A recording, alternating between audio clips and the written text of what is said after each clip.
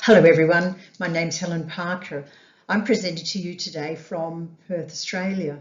The topic I'm talking about is quite controversial in women's sport, and it's about the inclusion of transgender competitors in the female category. I'm questioning whether that change is for the better or whether in fact it's potential to be a regressive change for the advancement of women in sport. I'd like to acknowledge the support of my colleagues Beth Hands and Elizabeth Rose in this work.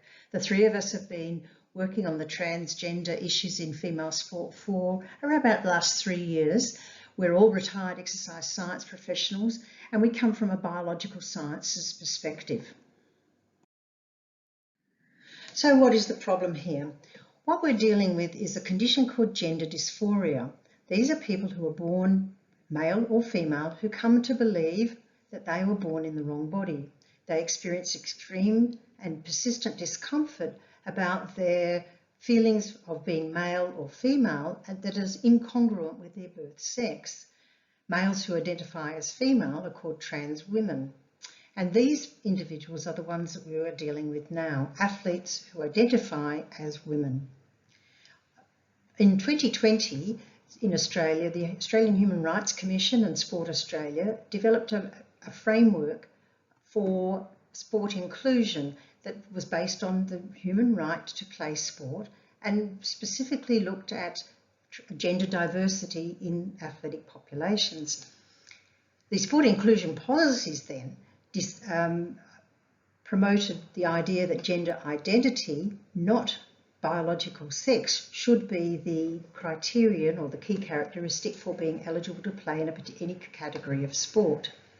Trans women were permitted to compete in women's sport pending testosterone reduction over a period of time and also adopting social behavioural criteria. And we asked, was this fair or safe or ensures the competition integrity for the female category of sport?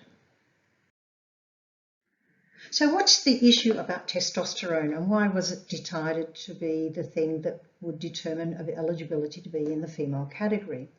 In normal humans, these are adult figures, the female range of testosterone is up to 1.5, maybe 2 nanomoles per litre. Males range from about 7 up to 30 nanomoles per litre. So the males have much higher testosterone levels.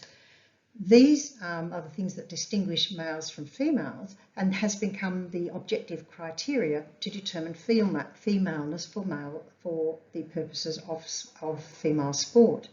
This marker here, the 10 nanomole per litre marker, is to show the criterion which was set up in the policies following the International Olympic Committee recommendations of 2015. 10 nanomoles per litre or lower over at least 12 to 24 months of time. So what is the effect of testosterone on the male physiology and how does that compare with females?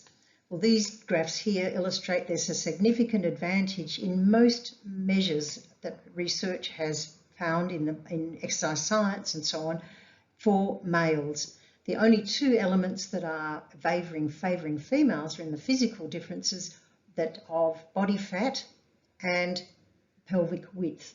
That is, women have greater body fat and greater body width. Otherwise, all the other measures are showing a dominance of the male performance. So we need to ask if introducing transgender women, those who have a male physiology, is this fair or is it safe? Now, trans advocates would argue that data that I just showed you is not relevant because it's not related to transgender women who are reducing their testosterone as required for sport. This graph provides some insight into what changes might be occurred because trans women reducing their testosterone do feel weaker and have less endurance and so on by comparison to their previous male status. But the reductions are quite modest if you see down the left-hand side there. They range from 1% up to 12%, but for muscle strength, lean body mass and so on. And the right-hand side bar graphs show that there's advantages over women are still quite significantly different. So there is a legacy effect of male puberty in transitioning trans women that reducing testosterone does not affect. And we need to remember that transitioning is really an identity change, not a sex change. So again, we ask how fair or safe or how authentic is it to have male-bodied athletes in female sport. Now, I want to present to you a real example of the impact of a transgender woman and competing in female events. This is Leah Thomas, who competed in the swimming events for her University of Pennsylvania earlier this year and late last year. These times show her times in the 1650 yard swim event on the lower axis, and the vertical axis, the 500 yard times. And the little red squares you see on those axes show where Leah Thomas sits in relation to the blue dots, the boys, and in relation to the orange dots, the girls swimming those events.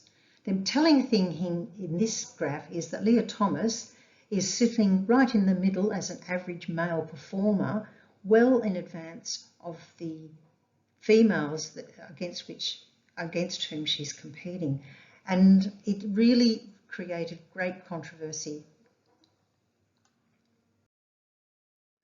So we have an issue of competing human rights. Those of trans women, that is, born male, who transition to be female, competing against females and winning, against women who have this category of a sport that was to protect them, to give them an even playing field, to show their endeavour, reward their achievements, and give them fame and fortune.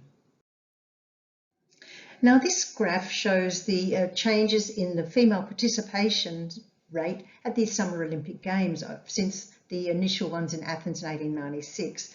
By Tokyo 2020, which was held last year, we have parity between males and females in the number of events and the number of athletes almost for the first time, something to be really celebrated. So these women athletes in all these events have their sporting achievements recognised. Now, if we introduce male-bodied athletes into these female events, one needs to wonder how these statistics will change for the future generations of women. Now, the example I presented on Leah Thomas and swimming is not an isolated event in elite sport, and the concerns of female athletes is to the such that their voices are now being heard, and organised sporting bodies are starting to re-evaluate their inclusion policies. Out of all of this, it seems that advancing inclusion but still sustaining integrity of sport really requires the development of an open category, either having males and open categories along with females, or female, male, or open category, so that we are protecting the female category, aligning it with a biological sex characteristic, and not conflating gender identity as being the key criteria. And of course, we need to consider the recreational level as against elite level, and there are many opportunities for transgender people to play recreational sport. They are not being banned from sport. And finally, we need to consider the post-puberty male as from children, where boys and girls can play quite happily together in sports, and indeed do and have done for a long time under sports organisations. So I conclude, we can't ignore the biological evidence of the male superiority based on their physiology. It's a fact of testosterone and its impact on the male body after puberty. Transgender women who go through puberty have that advantage, and any reduction of testosterone does not mitigate those advantages that they have. So where's the fairness and where's the safety of introducing male bodies into female sport? We need to really fight for and advocate for sex as the basis for the categories in sport, not gender identity. Thank you very much.